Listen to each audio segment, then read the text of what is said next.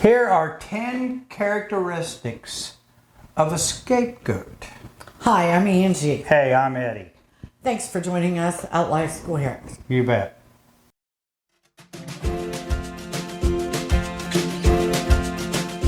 Welcome to Life Squared, brought to you by the Perfectly Imperfect Network, from imperfect folk everywhere.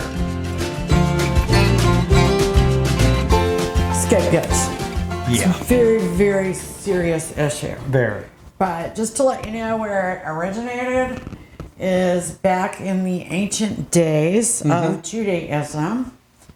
The priest, the high priest, would gather up all the sins of the people and command that it be put upon a goat. And then they would send the goat off to wander. Okay? So that goat would take the sins away from the people. Right. And that was the scapegoat. Today, it is often used in families, Oh, yeah. dysfunctional, toxic families, as a way of coping. Or at least for some of the members to cope. Yes. The scapegoat of a family is not the one that, the drug addict of the family. No. No, it's never that person, okay? You've heard of the red-headed stepchild. You've Right. heard of the fall guy, the sacrificial lamb. That's exactly what it is. But the scapegoat is typically the person that can bear the burden. Exactly. The strong person. It is. So, number one, the scapegoat is the outlier of the family.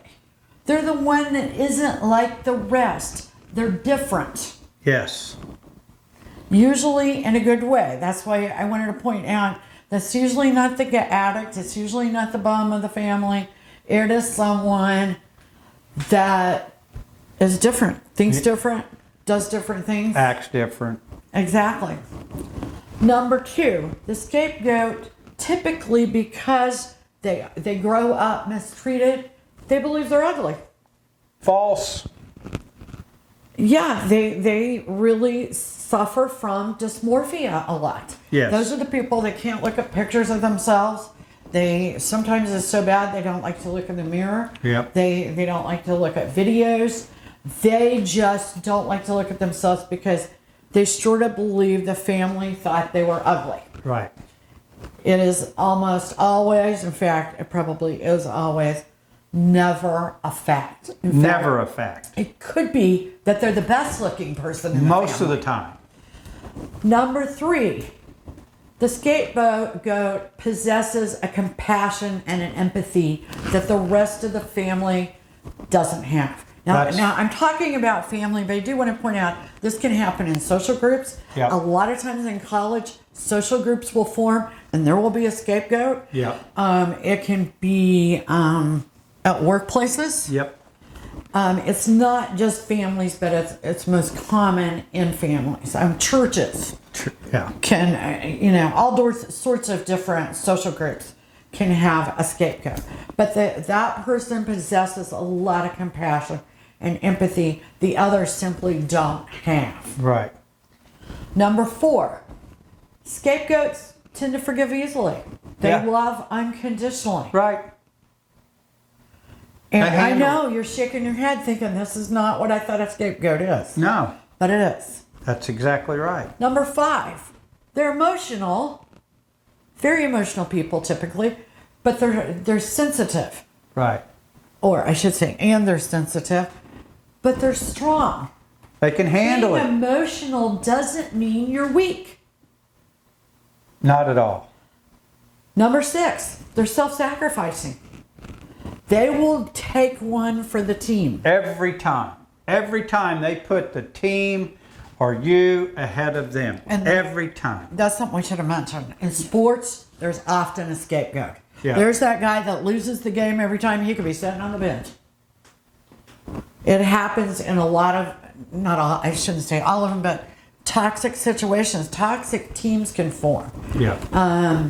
And there will be that scapegoat. It's always their fault, no matter Right. what. you Never. know? Yeah. So number 7 is these are independent people. They Yeah. really don't need that group No. that has made them the sacrificial lamb or the scapegoat. They really can function without them. You bet. They'll make it on their own. Number 8, very interesting point about the scapegoat is they love justice.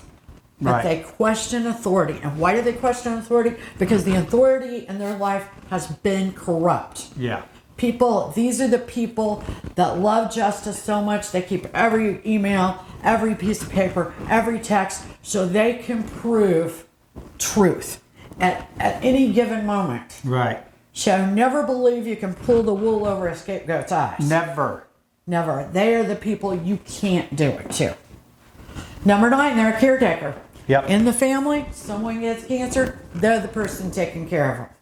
They're the person that's there all the time when you need them. Exactly. Number 10, in the family unit especially, the scapegoat can be a reminder. You might be the reminder of the mistakes someone made when they got pregnant. You might remind them of Uncle Joe and they didn't really like Uncle Joe. Right. You remind them of a parent they didn't like. Sometimes that's the case, and unfortunately for the people that need to create the scapegoat, a lot of times it's first and foremost parents in a family group, and Right. the siblings will just follow through Yeah, oh yeah. and keep it going. Yep. So at least if you are a scapegoat, or you have a scapegoat in your family and you are contributing to that, you're now empowered with knowledge. And knowledge is the first step to changing behaviors, changing lives, and making your life better. Thanks for joining us here at Life Squared. See you soon. Bye now. We really appreciate you joining us today at Life Squared on the Perfectly Imperfect Network. To get more content, please consider subscribing. If you have any questions or feedback, we'd love to hear from you in the comments section. Thanks for watching.